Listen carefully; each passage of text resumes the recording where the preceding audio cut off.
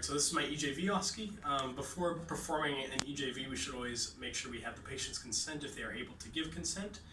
So today, sir, we need to insert a small catheter into your neck to help deliver fluids. Is it okay that we do this? Mm-hmm. Yeah, it's all good.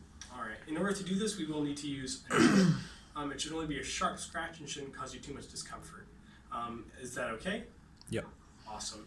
So when we have the patient's consent, we would make sure that we have all of our gear prepared. I have all of my gear laid out here, and I also have my tegaderm ready to go.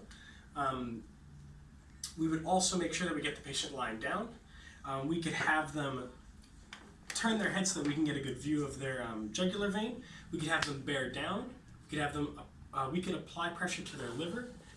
We could also apply supraclavicular pressure or have them raise their legs. This helps to draw blood back into the jugular vein so that we can have it bulge or to bear out. Now, for this procedure, we would usually use a large bore needle, such as a 14 to 18 gauge needle. But for the sake of the mannequins, we're going to use a 20 gauge. So all of my gear is prepared. I'm going to clean the area. So, small circles. There we go. Let's wait for that to dry. I want to make sure I have my needle prepared. Great.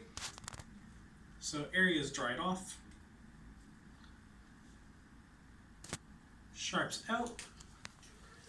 And apply a C grip. Going to insert a 15 degree angle to one sharp scratch.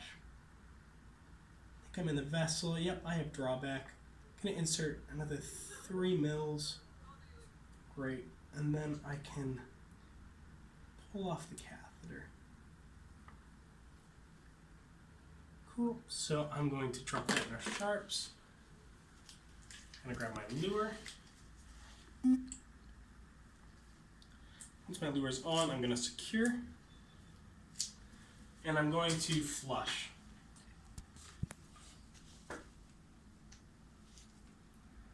Oopsie-daisy. Great. So it was successful, which is good. Now I'm going to make sure I secure this whole area with a tegaderm. We would be looking for damage to the tissue. We would be looking for tissue infiltration, so if the tissue is starting to swell. We could also be worried about causing a pneumothorax. The way we prevented that was by going higher up on the jugular vein. If we go too low, then we could have that risk. We could also be worried about catheter shears if we try to reinsert the needle, which I did not. We could also be having a worry about air embolisms, which we tried to mitigate using the appropriate needle. So that was my EJV Osce, and that's where I'll finish.